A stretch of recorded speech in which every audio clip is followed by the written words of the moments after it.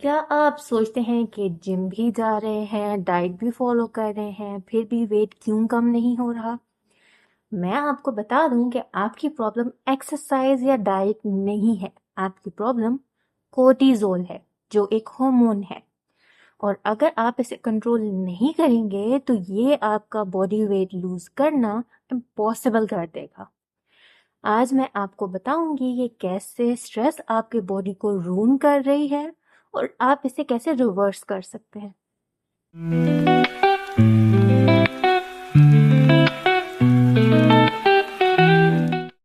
अस्सलाम वालेकुम एवरीवन, मैं हूं डॉक्टर समीन हसन जैदी और आप देख रहे हैं everyday nutrition with doctor Sameen, जहां हर फैक्ट रिसर्च बेस्ड होता है। आज की वीडियो में हम बात करेंगे कोर्टिजोल की। ये स्ट्रेस हार्मोन आपके वेट गेन का सबसे बड़ा हिडन कल्प्रिट है। स्पेसिफिकली हम डिस्कस करेंगे कि कैसे कोर्टिजोल बेली फैट को स्टोर करता है, स्लीप, कैफीन और ओवर एक्सरसाइजिंग का कनेक्शन, और वो प्रैक्टिकल फूड हैबिट्स जो आपके स्ट्रेस हार्मोन को नेचुरली लो कर सकते हैं। तो ये वीडियो एंड तक देखें क्योंकि मैं साइंटिफिकली प्रूवन टिप्स शेयर करूंगी जो एक्चुअली काम करते हैं। तो चलिए शुरू करते हैं। सबसे पहले समझते हैं कि कोर्टिजोल है क्या। कोर्टिजोल आपकी बॉडी का नेचुरल स्ट्रेस हार्मोन है। जब आप स्ट्रेस में होते हैं, चाहे वो ऑफिस का प्रेशर हो, फैमिली इश्यूज हो या फाइनेंशियल वरीज, आपकी बॉडी कोर्टिजोल रिलीज करती है। अब थोड़ा कोर्टिजोल तो नॉर्मल है। प्रॉब्लम तब होती है जब आपकी बॉडी में कोर्टिजोल लेवल्स कंसिस्टेंटली क्रोनिकली एलिवेटेड रहते हैं। कोर्टिजोल और बेली फैट का कनेक्शन क्या है? जब आपका कोर्टिजोल लेवल कंसिस्टेंटली हाई रहता है तो बॉडी में तीन मेन इश्यूज होते हैं। पहले, कोर्टिजोल आपके ब्लड शुगर को स्पाइक करता है। बॉडी को लगता है कि इमरजेंसी है तो ये एनर्जी के लिए एक्स्ट्रा ग्लूकोज रिलीज कराता है। लेकिन जब आप एक्चुअल फिजिकल स्ट्रेस में नहीं होते, जैसे कि जस्ट मेंटली स्ट्रेस्ड होते हैं, तो ये एक्स्ट्रा ग्लूकोज फैट में कन्वर्ट हो जाता है।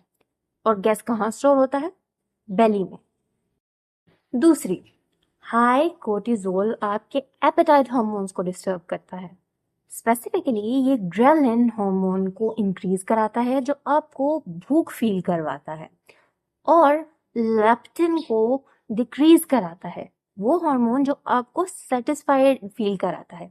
इसका मतलब आप ज्यादा खाते हैं, स्पेसिफिकली कार्ब्स और शुगर की क्रेविंग ज्यादा होती। तीसरी, कोर्टिजोल मसल ब्रेकडाउन को प्रमोट कराता है, और कम मसल का मतलब है स्लो मेटाबॉलिज्म, और स्लो मेटाबॉलिज्म का मतलब है आपकी बॉडी एफिशिएंटली कैलोरीज को बर्न नहीं कर सकती।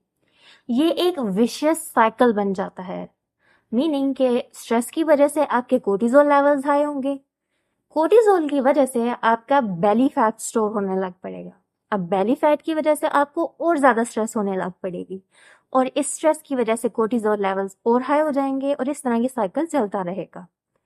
तो अब सवाल ये है कि हम इसे कैसे रोकें। चलिए डिस्कस करते हैं तीन मेजर लाइफस्टाइल फैक्टर्स जो आपके कोर्टिजोल लेवल्स को स्काई हाई कर रहे हैं। Number 1, sleep deprivation.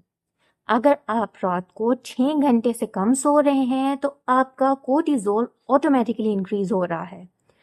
Studies show करते हैं कि poor sleep directly insulin resistance और वेट गेन से लिंक्ड है। आपकी बॉडी रेस्ट नहीं कर सकती, स्ट्रेस हार्मोन्स एलिवेटेड रहते हैं और मेटाबॉलिज्म स्लो हो जाता है।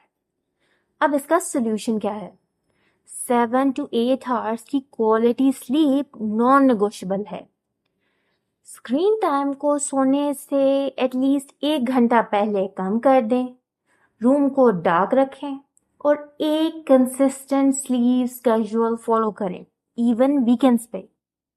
Number 2, caffeine overload. मैं जानती हूँ हमें अपनी सुबह की चाय या कॉफी चाहिए, लेकिन अगर आप दिन में 3 to 4 कप्स ले रहे हैं, स्पेशली अराउंड आफ्टरनून या इवनिंग में, तो आप अपने कोर्टिजोल लेवल्स को अननेसेसरीली स्पाइक कर रहे हैं। कैफीन एड्रेनलिन और कोर्टिजोल दोनों को ट्रिगर करता है। अगर आप ऑलरेडी स्ट्रेस्ड हैं और ऊपर से कैफीन लोड कर रहे हैं, इट्स अ डबल हिट। अब इसका सोल्यूशन क्या है?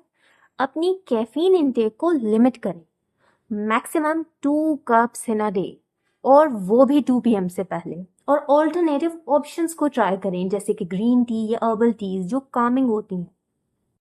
Number 3, over exercising. ये सबसे अनएक्सपेक्टेड पॉइंट है। हम सोचते हैं कि एक्सरसाइज हेल्दी है, और है भी, लेकिन too much intense exercise actually cortisol को इंक्रीज कर सकती है।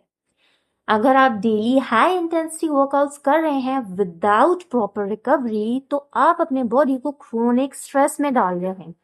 आपकी बॉडी डिफरेंशिएट नहीं कर सकती कि ये गुड स्ट्रेस है या बैड। तो इसका सोल्यूशन क्या है? बैलेंस बनाना है। इंटेंस वर्कआउट्स को जेंटल एक्टिविटीज के साथ मिक्स करना है, जैसे walking, yoga, stretching. Rest days equally important हैं। Quality matters, not just quantity. अब आते हैं न्यूट्रिशनल एस्पेक्ट पे। ये वो एरिया है जहां हम रियल चेंज ला सकते हैं। Number 1, magnesium rich foods. Magnesium एक नेचुरल स्ट्रेस रिड्यूसर है और कोर्टिसोल रेगुलेशन में बहुत इंपॉर्टेंट रोल प्ले करता है। अपनी डाइट में spinach, almonds, pumpkin seed, dark chocolate, yes dark chocolate, bananas और होल ग्रेन्स इंक्लूड करें। हमारी साउथ एशियन डाइट में ये इजीली ऐड हो सकते हैं, स्नैक में आमंड्स और डार्क चॉकलेट, या ब्रेकफास्ट में बनाना वगैरह। Number 2, omega 3 fatty acids. ये इन्फ्लेमेशन को रिड्यूस करते हैं और कोर्टिसोल लेवल्स को नेचुरली बैलेंस करते हैं। इनके बेस्ट सोर्सेज में फैटी फिश आ जाती हैं, जैसे कि सामन, और अगर आप वेजिटेरियन हैं तो आप वॉलनट्स, फ्लैक्स सीड्स और चिया सीड्स ले सकते हैं। ओमेगा 3 फैटी एसिड्स को अपनी डाइट में इंक्लूड करने की एक सिंपल ट्रिक, अपनी दही या स्मूदी में फ्लैक्स सीड्स या चिया सीड्स ऐड कर लें। ये तरीका बहुत आसान और इफेक्टिव है। Number 3, vitamin C rich foods. Vitamin C cortisol production को रिड्यूस करता है और इम्यून सिस्टम को सपोर्ट करता है। अपनी डाइट में amla, orange, lemon, bell pepper, strawberries, guava वगैरह इंक्लूड करें।